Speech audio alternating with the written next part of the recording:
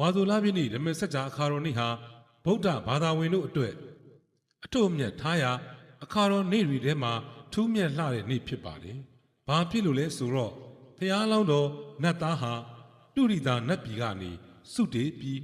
လူပြည်မျက်စိမှဒေသရှိတက္ကရာတိုင်းကပ္ပိလဝတ်ပြည့်ရှင်ဘရင်တုတ်တော်ဒနရဲ့မိဖုရားကြီးတီရိမဟာဒေဝီရဲ့ဝမ်းကြာတိုင်း၌မဟာတက္ကရာ68ခုဝါဆိုလပြည့်ကြာတာပတိနေ့ညတန်းကောင်ရန်အချိန်မှစပြီးပရိသေတွေနေတော်မူတဲ့အပြင်ဖျားလောင်းတော်တိတ်တထမင်းသားဟာတက်တော်29နှစ်အရောက်သူအိုသူနာသူသည်ယဟန်ဆိုတဲ့နမိတ်ကြီးလေးပါးကိုတွေ့မြင်ပြီးတန်ဝေကရကတောထွက်တော်မူတာဟာလဲမဟာတက္ကရာ68ခုနှစ်ဝါဆိုလပြည့်နေ့မှာပဲဖြစ်ပါတယ်။အဲ့ဒါအပြင်လောကသုံးပါးရဲ့အထွတ်အထိပ်တပ်ပြည်ညုတဗုဒ္ဓအဖြစ်ရောက်တော်မူပြီးတဲ့နောက်ဖျားပွင့်တော်မူရာဘောဓိပင်မထတော်မူလျက်18ယူဇနာအကွာရှိမိဂရာဟုံတော်သူကြွတော်မူပြီးလျင်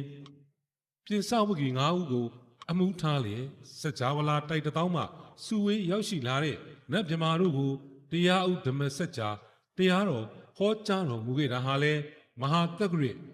103ခုနှစ်ဝါဆိုလပြည့်စနေနေ့ညဦးအခါမှာပဲဖြစ်ပါတယ်။အဲ့ဒါလည်းမကတာဝိထိပြီးတရက်ဖြူပင်ရင်မှာတိတ်တိတို့ရဲ့ရန်ကိုအောင်မြင်လျက်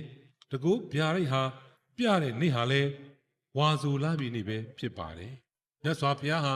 တပ်ပြည်ညုဗုဒ္ဓဘုရားရှင်ဖြစ်ပြီးတဲ့နောက်အဲ့ဒီမဟာတက္ကရာ103ခုနှစ်ဝါဆိုလပြည့်နေ့မှာဓမ္မစัจ जा တရားတော်ကိုဟောကြားတော်မူခဲ့ရာဗုဒ္ဓဝင်သမိုင်းမှာဓမ္မဆိုတဲ့တရားယရနာစတင်ပေါ်ထွန်းခဲ့ပါတယ်။အဲ့ဒီလိုဓမ္မစัจ जा တရားတော်ကိုနာကြားရတဲ့ပြင်စဝဂီ9ဦးတို့ဟာလည်းဘုရားရှင်ရဲ့တရားတော်ကိုကြည်ညိုလာပြီးအဲ့ဒီဝါဆိုလပြည့်နေ့မြေဦးရံမှာပဲယဟန်အဖြစ်ရောက်ရှိလေရာဗုဒ္ဓဝင်သမိုင်းမှာ